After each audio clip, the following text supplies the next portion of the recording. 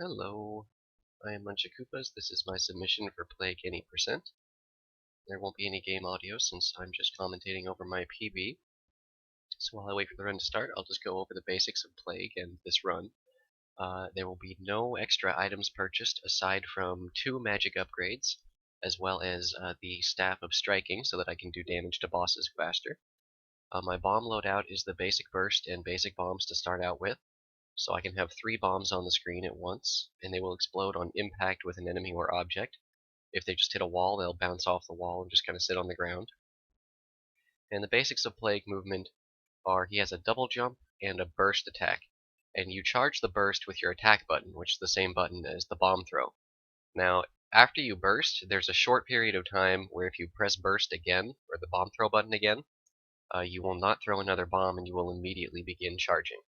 And so this technique is used throughout the run to maintain maximum speed, because it's always faster to be bursting or in that flight state, because double jumping will help you preserve the momentum.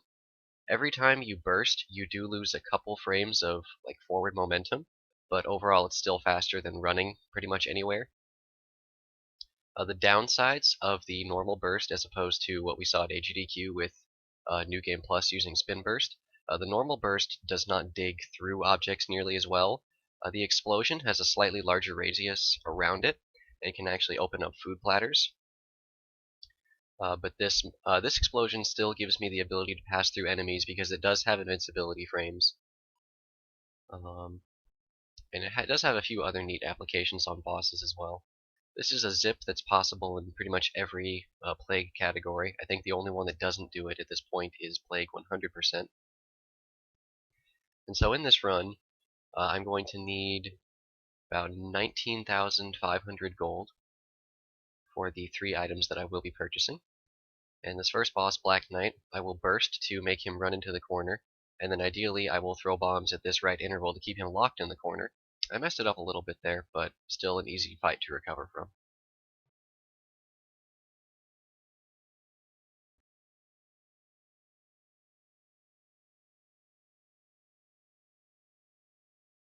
As far as similarities between Plague and Shovel Knight go, they both have the same instance where jumping or bursting at the start of a level will instantly make them move faster because they do have starting frames on their walk-up. Jumping off of ladders as either character actually does work differently. Shovel Knight is able to jump off the near tops of ladders, and there's a special animation that would play to tell you you can do that.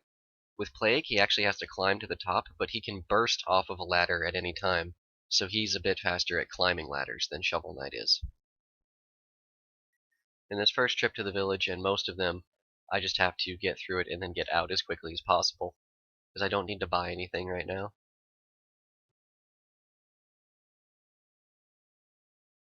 As far as differences between the characters go, Plague Knight, when he gets hit, he will actually get hit farther back and faster than Shovel Knight will, and in some cases this actually is used so that we can maintain momentum throughout the run. That's really the first instance of a good damage boost, is that it just, as you saw, hits me over towards those blocks and underneath the lava with just enough invincibility frames to get through that room quickly. And then in rooms like this, where you have a low ceiling, it is always faster to do this burst and double jump thing. It's kind of tight to time because when you burst into a ceiling, you still have the bit of acceleration from the startup of the burst, which will actually then push you back toward the ground. So learning when to double jump so you'll actually conserve your speed is hard to do. As Shovel Knight, we would damage boost past this griffin. As Plague Knight, we'll just fly over him.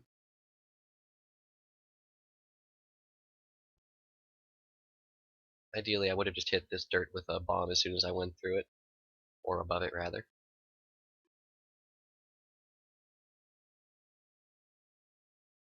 I think the sections that are most fun as this character, no matter what category, are long rooms like this one I'm about to enter, where you just kind of fly through them with relative ease.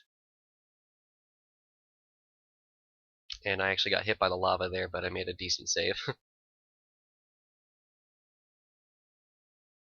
Now, one of the main differences between the two characters thus far is that Movement, of course, is much flashier and a bit actually easier as Plague Knight. The boss fights, like this one especially, require a bit more tricky movement in order to get down properly. That was an average fight. It was a pretty good fight for me. I think world record in this category is 40 minutes and 4 seconds by Tolu. And this run was a new PB for me that got me into 6th place at 44:32.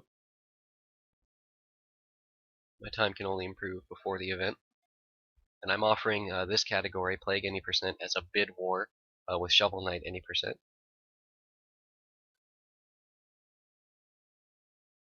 Level order doesn't matter a whole lot as Plague Knight in Any Percent because we don't really care about any of the items in any of the levels since we don't need any of them anyway. That's one of the drawbacks of Plague Any Percent is it's essentially a low percent run until you get to the later half of the game. And even then the item is mainly only used on bosses. So all the movement is basically the bursting and double jumping.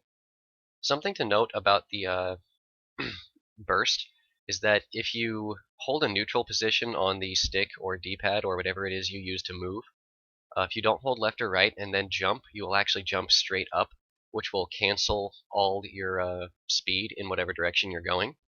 And so in some cases, like that frog room I passed, I'm actually supposed to do that to maintain height and then be able to move to the right faster.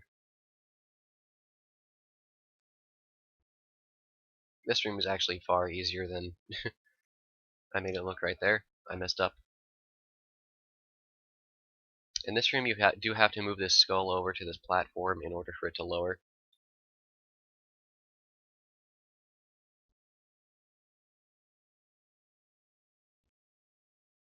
Figured I'd grab the health for the heck of it, just to be safe.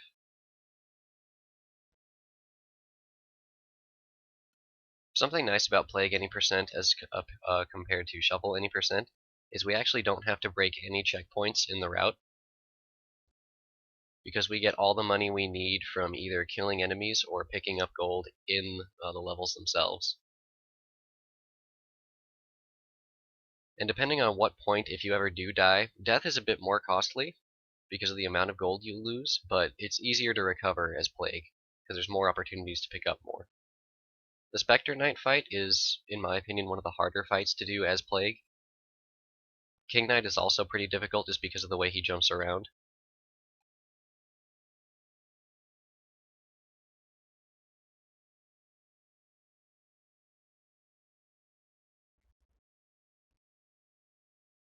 That was an okay fight.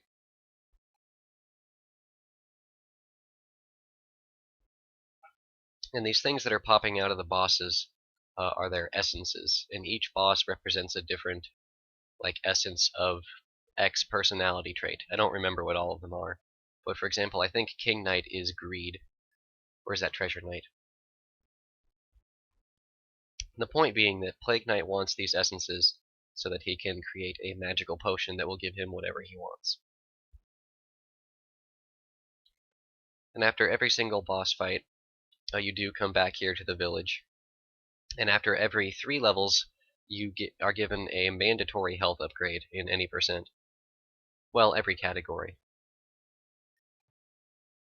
So there's very little health worries throughout this category, unlike Shovel Knight Any Percent, which never picks up any extra health optimally.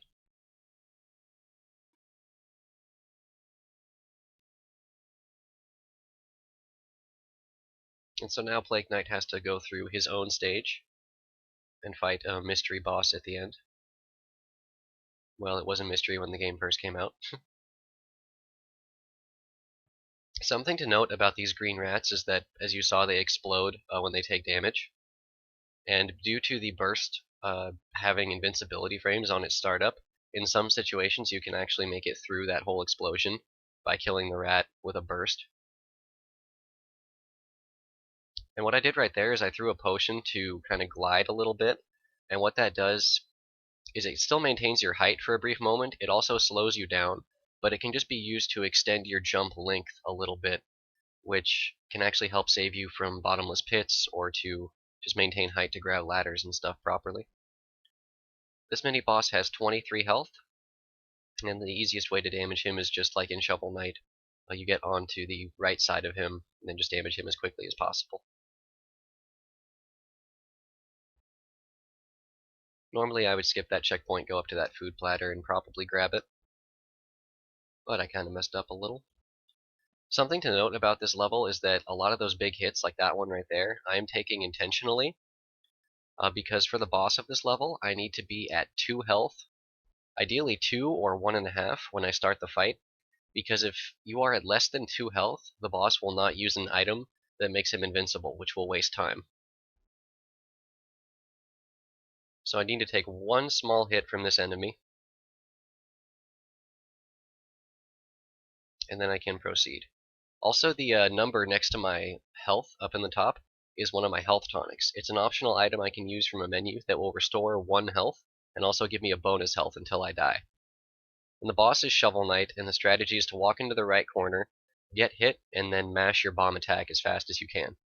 And ideally this keeps him trapped in the corner, and after you deal 7 damage to Shovel Knight, he will use one of his Ikers, which will heal him fully, but it is possible to skip that if you damage him during the startup of that same animation. And then he has a few different relics at his disposal, and it is possible for him to throw a frame-perfect anchor, which will disrupt your stun lock because it will hit you.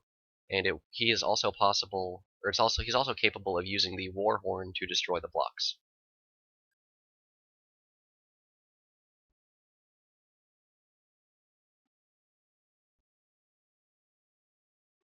So I still won't be buying anything for a little while. But my first big purchase in this run is going to be my 2 magic upgrades, which will be 10,500 gold.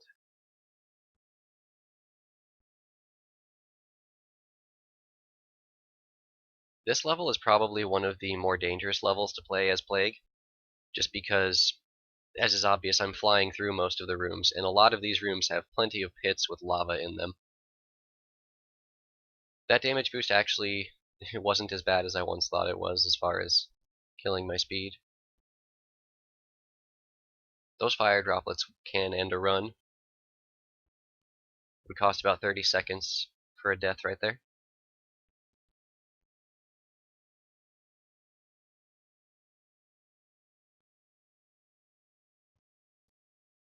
Oh, something about screen transitions. Your burst you're able to charge it and hold it during a screen transition, so you can actually gain a lot of extra height, which is how the zip in planes works, and also how I did the last dark room of Spectre Knight's level, which I forgot to mention earlier. But it doesn't really play that big of a role throughout most of this run. There's very few spots I can think of actually that you're required to do that, but it's just a neat aspect of the charge.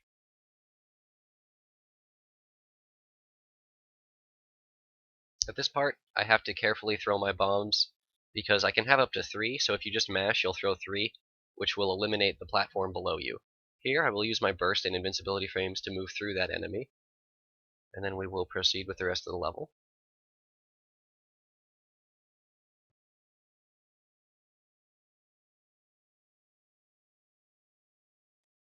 Now we will, after we destroy all these blocks, we'll get to Mole Knight. Mole Knight is unfortunately one of the slower bosses in this category. It's almost like fighting him if you were Shovel Knight. 2 damage on each pass. That was meant to be a burst, and then you do something similar to what you do with King Knight, where you just bounce bombs off the wall, and normally Mole Knight would die there. But I have him at 1, and then I get this nice fireworks display, so it all works out.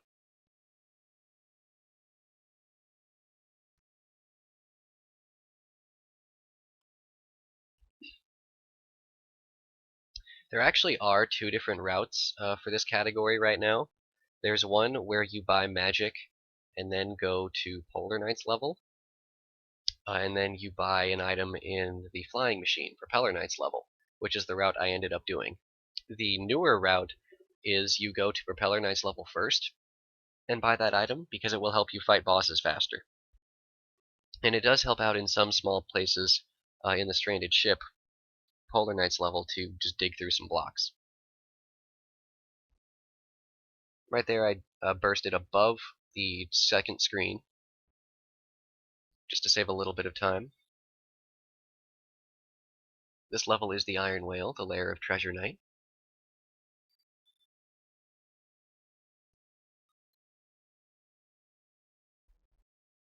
Something nice about the water physics in this level is since they make me fall just slightly slower in some spots, I can actually have about infinite bursts in the air.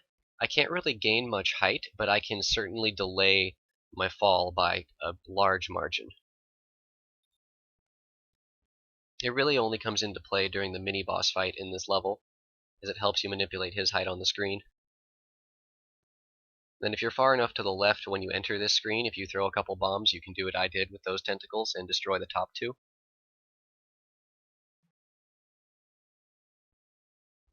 And luckily your health in this level doesn't matter too much as Plague Knight, because in the last, I think 3 or 4 screens, there's a total of 3 health pickups for you. There is one right after this boss, which I will grab.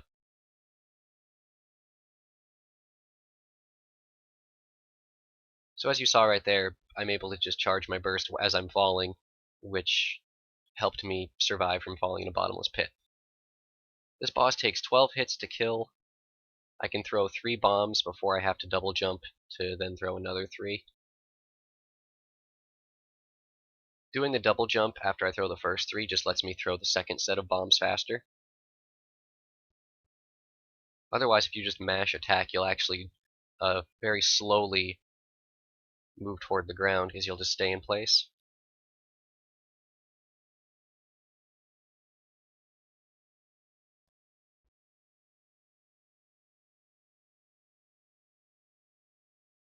Ideally, I would use my burst to get through that knight.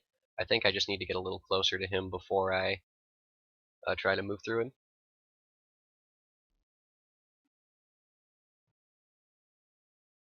This is the famous anchor skip room from Shovel Knight categories, but as is obvious, Plague can just skip them anyway.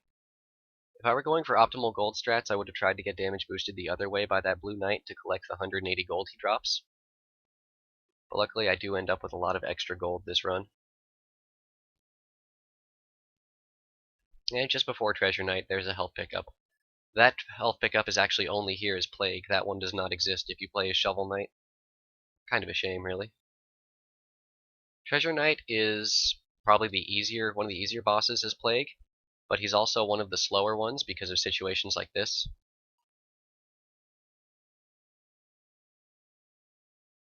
And that treasure chest he throws out, it creates a vortex that if it sucks you in, it will steal 500 gold from you, which can actually ruin your run because then you're, of course, 500 gold behind.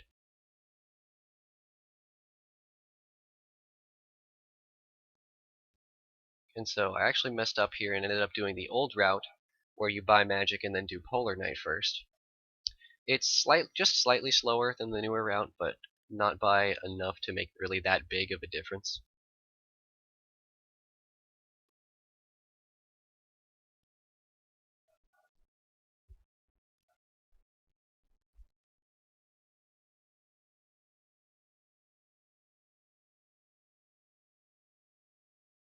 By one, and by the second.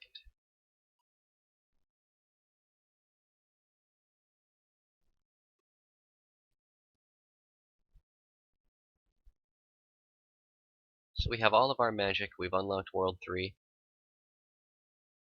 And the first level we'll be going to will be the stranded ship with Polar Knight.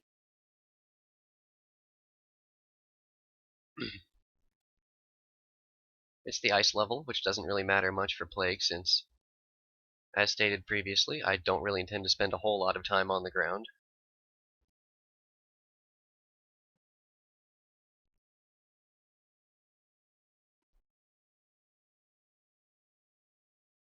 There is a trick right here that I forgot to go for, but essentially you burst into the screen and then do a double jump in place and another burst, and what this allows you to do is get hit by the snowflake projectile, thus skipping the need to wait for the platforms to move to allow you through.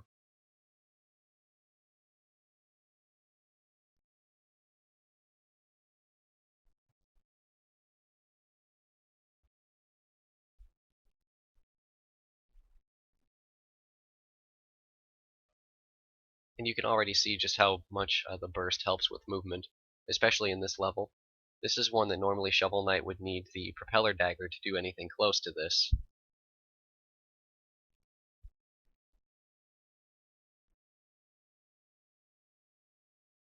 Then for this room, you're supposed to burst into it and actually do a risky strat to go underneath these Vikings here. However, this was the first Plague Any Percent run I'd done in about 4 months, so some of my strategy knowledge was a little rusty.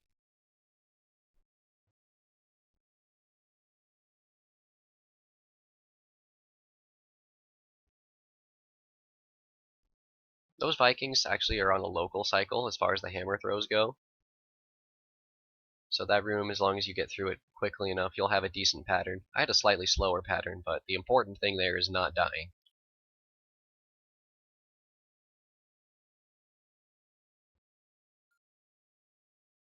The same goes for this room. This room can be another run killer.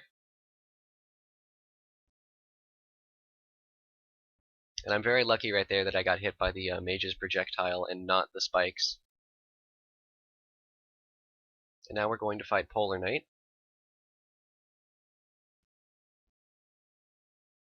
So this just requires, like any other boss, getting above him and just raining down bombs.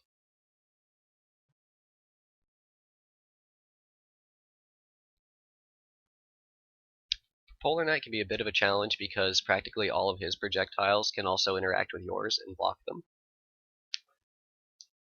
And in the new route, we have the Staff of Striking to do a little bit more damage to him. I had to undo my splits here.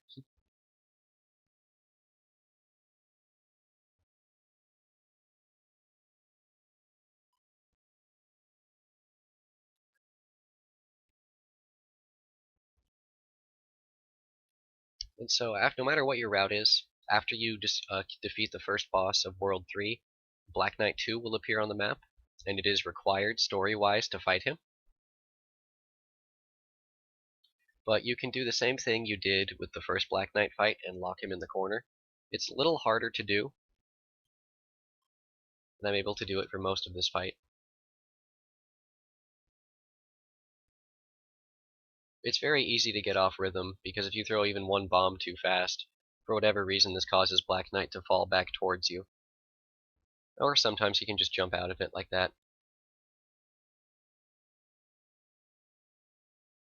But not a huge time loss, all things considered.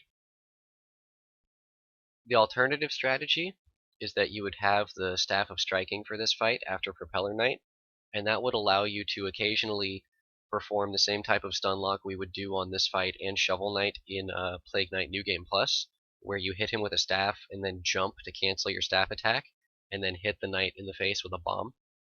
It is possible with the regular bomb loadout, but it's much harder because you always have to make direct impacts with the enemy sprite, as opposed to just the ground, because in New Game Plus we have the clusters, which obviously create a much wider area for damage. Start of the flying machine here, I'll just be doing some nice bursts and damage boosts to get through rooms as quickly as possible. Another one coming up right here. There's a lot of different ways to get through most of these rooms. I've seen lots of different runners do different things here.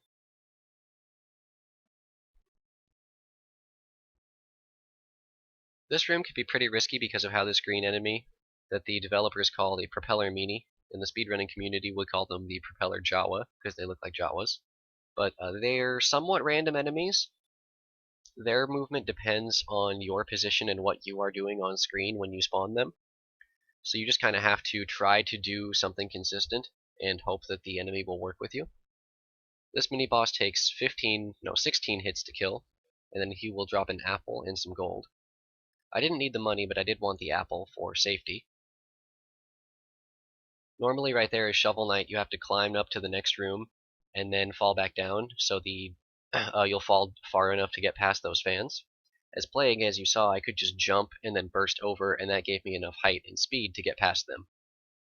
This downward pointing fan, if you're not careful and you're in the wrong spot, will push you to your death. And since I of course skipped the checkpoint just after the mini-boss, that can be a very dangerous spot.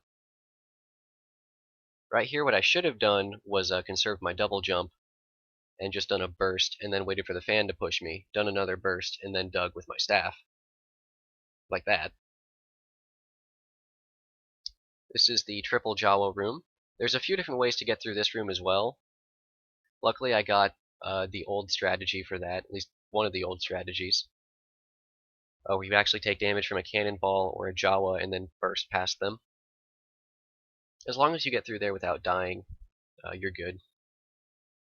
That's the only enemy on this rather long screen. This is one of the few long screens in the game that we can't just fly through because it's an auto-scroller.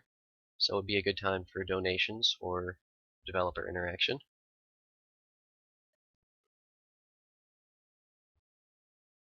Something that was recently added to this game, especially on this screen, is there used to be a death wall at the end of that auto-scroller, which would kind of prevent the player from going really fast and trying to stay ahead of the auto-scroller. Which it made sense in situations where you could crush yourself, but there was one run, a runner was just climbing the ladder and he just died as soon as he grabbed it. Right here what I tried to do is you wait until Plague Knight's head touches the ceiling at the start of the room, and then you burst and hold right. And you get to do a similar cycle skip to what we would do as Shovel Knight. It is very deadly, as there are, of course, spikes everywhere. This room is much safer than it looks, and then I throw a bomb to conserve the speed the wind tunnel gives me a bit into the next room. Now we have Propeller Knight, who actually is a bit easier now than he was at the start of Plague Knight speedrunning. He was nerfed a bit, so he'll stay in the air a little longer, which allows you to get more hits when you get there. But using this pattern will guarantee you a lot of early damage. Ideally, what would happen is I would have bursted again, thrown some bombs at him, and then used my staff to finish him off. But this isn't a bad backup strat should that fail.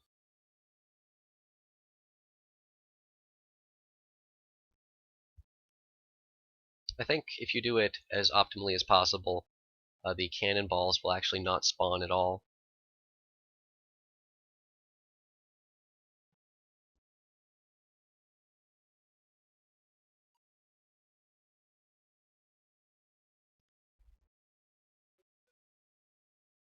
And we have one more level and boss in World 3. That would be the Clockwork Tower and Tinker Knight. This level, I think, is one of the shortest ones as Plague Knight, aside from the auto-scroller at the end.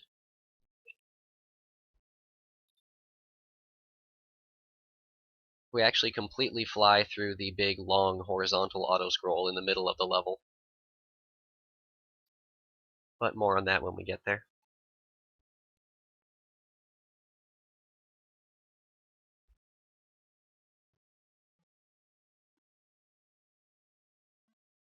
So the Staff of Striking, it costs a little bit of magic. Since that it's not actually a number, I don't actually know how much. But you can use 10, if you just mash the button, you can use 10 before you run out of magic. As far as how magic works, as long as your bar has some magic in it, you can use any item. But as soon as it turns red, and with a red X over the item, you actually have to wait for all of your magic to come back before you can use any items. And it will all regenerate automatically, but it comes back slightly faster if you at least have some magic in your bar.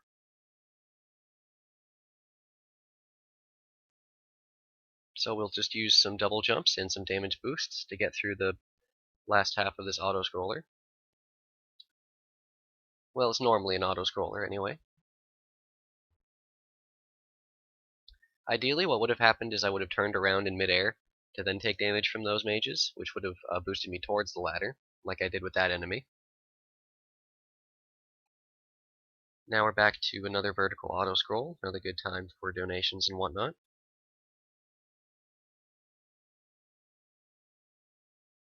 But since we're here, this is a decent time to talk about some room differences that you probably noticed throughout this run. They did change some rooms, like this auto-scroller in particular, to either be more challenging for Plague Knight's mechanics or to just fit better. And every level actually does have a unique new area catered to Plague's mechanics, but we only see those in the 100% category.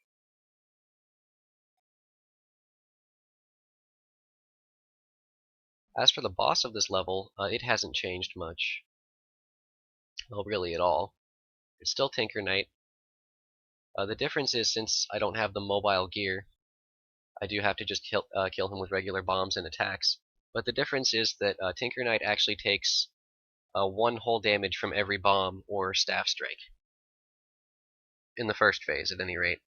In the second phase, he would take half a damage from each of those. So while I wait for him to be damageable, I just kind of jump around. Then you can deal 7 or 8 on this first phase here. Either way, you should have enough magic. And then you want to line yourself up in a certain spot on his shoulder and just chuck a few bombs. I actually threw one bomb too many because I wasn't sure on my magic, but luckily I had just enough time to squeeze myself in between his shoulder and the walls to maintain my height. When you use the staff in the air, it will hold you in place, and you'll float slowly downward as long as you have magic and are attacking. And since it will extend about 2.5 blocks out, you can actually damage Tinker Knight when he's in the wall. It's similar to what we do with Tinker Knight as Shovel Knight, where we use Dust Knuckles to punch him when he's in the wall. In this last cutscene, we have all the essences, and so they all gather into one to make the start of the potion that we need. And then we'll be off to the final 3 levels of the Tower of Fate.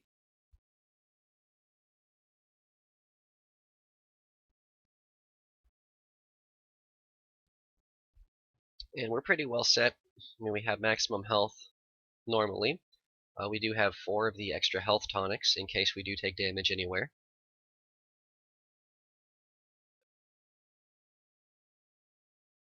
I think this level is actually one of the only completely untouched levels compared to what you would see in a Shovel Knight playthrough.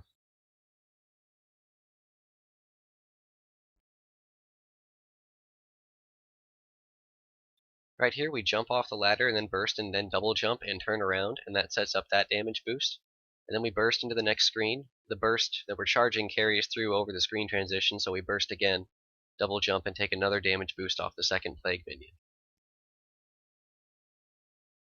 This burst also has a lingering hitbox on it, so you can kind of leave it in anticipation of enemy movement, and then they'll just like throw themselves into it. This Crusher Skip is actually incredibly dangerous as Plague compared to Shovel, just because of the way your horizontal momentum goes. But because you're so close to the ceiling, you don't really have time to do a double jump to try to conserve any momentum.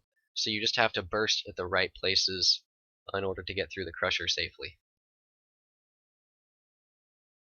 And again, since we have so much health, damage boosts are done practically everywhere as Plague. Luckily I had a nice save there. What I should have done was damage boosted off of that archer.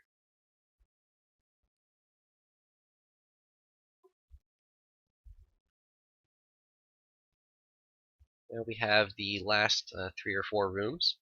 This first room's pretty long.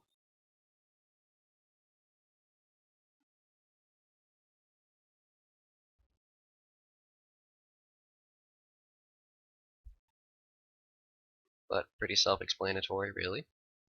Gonna pick up the health here, then come back up here to fly over this one enemy, the one Jawa in the room. And now we have Black Knight 3. Unlike the other two, you have to do the staff fight for this, because otherwise, as you'll see, he'll do this attack where he starts throwing these fireballs, or he was about to. And if you just do the bomb strat, he will immediately go into that state instead of running around and letting you deal damage to him.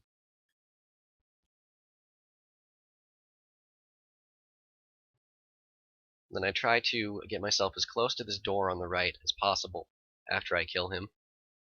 It did waste a bit of time compared to where I split, but it'll save more time in the long run because otherwise I would be rooted in place where I finished the fight, and then I would then walk slowly across the entire screen.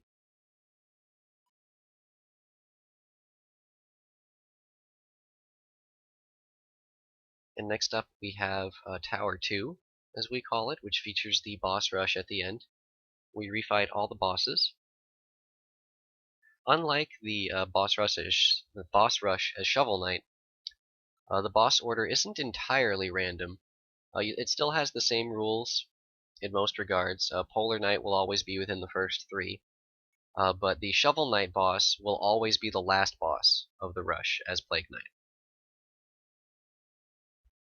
And he still has all the same properties he did in the first fight. He will still use Phase Locket, he will still try to heal himself, he still has all the same relics. So ideally I would try to set up the same type of fight where I have only 2 health, and that will allow me to get a stun lock on him. Oh, and that blue platform at the start that I fell on when I first started this room, you actually can't interact with them at all as Plague Knight. As soon as you stand on them, they will either fall, or when you get off of them after standing on them, they will start to rise. You can't do what Shovel Knight does, where he hits them and they create a temporary platform for him. And this is the longest auto-scroller in the game, so I'm just going to try to dance right here. Another good time for donations and whatnot.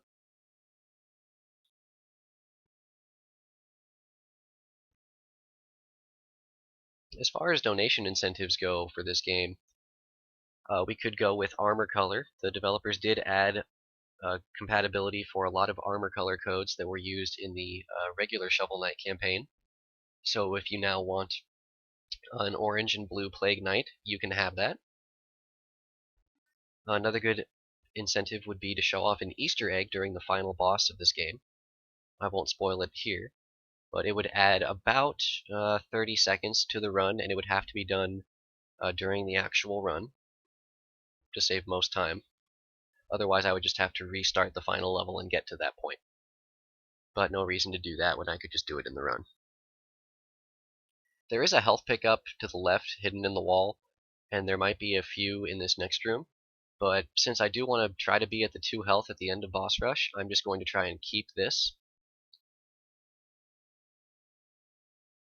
In Plague Any Percent, it is actually, well, really, any non-New Game Plus playthrough, it's very easy to get hit into the chicken that comes out of the food platter by one of the bosses.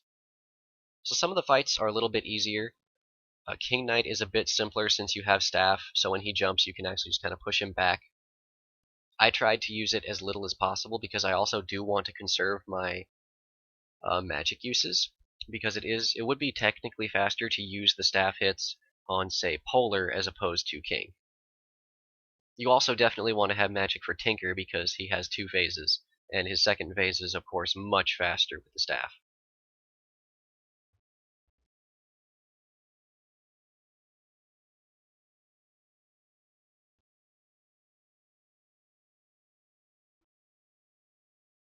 But most of the same rules apply. This room is just slightly smaller than the other boss rooms and has no ceiling. But that part doesn't really matter too much for Plague Knight as compared to Shovel Knight, who has to take slightly slower kills on a couple bosses because of that.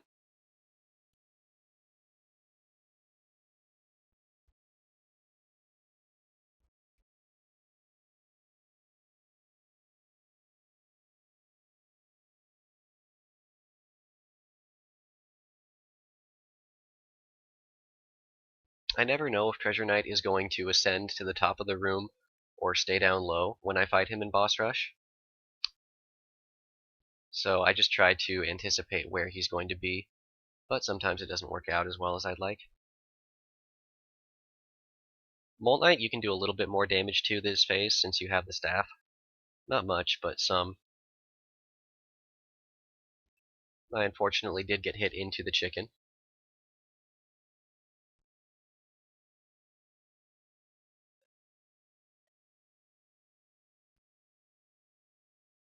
Not a bad boss rush overall so far. Spectre Knight is much easier with the staff because you can push him back into the top corners if you have the magic for it.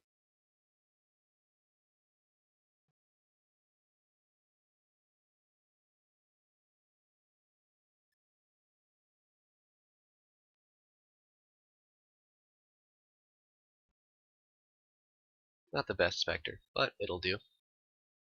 Propeller Knight will also stay on the ground for a longer time during the boss rush fight. So if I had actually turned around in air, I would have been able to do a bit more damage to him.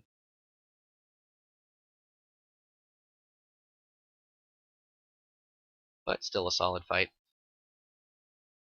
And now, since I unfortunately have maximum health, we will see one of the slowest possible Shovel Knight fights. He actually kind of phased through me right there during that shovel drop, so that's interesting. So ideally what I would like to do is just keep pushing him back like this with my bombs and my staff. And if I don't have maximum health, if I have less than 2, he will then not use Phase Locket, so I could just keep him in one of the corners indefinitely until he's dead.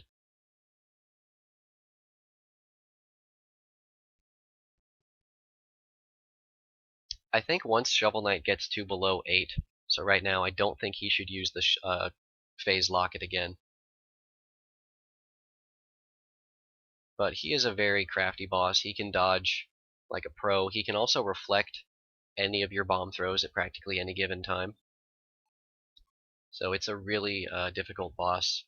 One, to learn how to react to, and two, to if you don't get a stun lock fight, to maintaining like your advantage in the fight of extra mobility.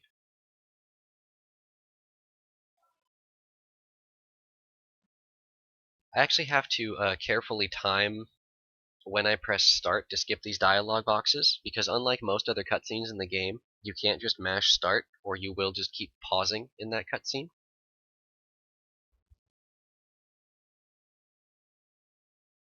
Now on to the final level, which just contains the 3 final bosses.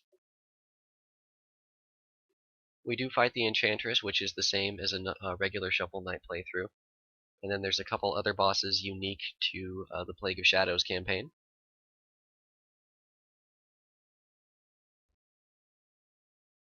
This room, the blocks come at you in the same order, and they'll just fly to wherever you are on screen at the time. So really it's just finding a pattern that you are comfortable with, that you know will work, and surviving through that room.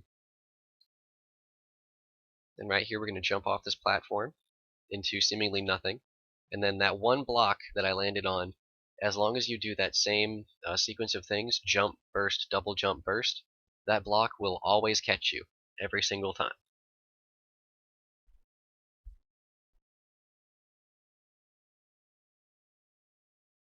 The Enchantress fight, I end up doing something similar to what I would do in a New Game Plus playthrough as far as the start goes. And I want to get her to 6 health, so I need at least one more hit for her to be in the sweet spot, which I got. And now what we're going to do is fall down here, and then deal 6 damage with the staff. You can get up to 8 before she moves away, but it seems to be more consistent to only go for 6 or 7. That and your magic amount will also determine whether or not you can get that kill. And so now all the essences will combine with the essence from the Enchantress, making the ultimate potion. Then before Plague Knight does anything with it, the Black Knight and Mona show up to try to convince him to do, I guess, nothing with it. But then the potion overloads itself and Plague has to fight a couple new bosses, one being Plague Knight, so himself. And this Plague Knight behaves just the same as the one in the Shovel Knight campaign. He has all the same attacks. The only difference really is this room having all these exploding blocks on the floor. Well, the blocks don't explode, they just disappear when you damage them. And this fight can take a little while. It can take as little as like 5 seconds, it can take up to a minute. It just depends on the pattern the boss wants to give you. And now we have the Corrupted Essence, as it's called. And normally you have to wait for the boss to open up its mouth, which is where its weak spot is. However, if you attack its bottom portion and deal 7 damage to it, you'll force him into this state. And then you can get up to 10 to 11 damage during that. So a 2 cycle is possible. And done. And that is my submission for Plague Any%.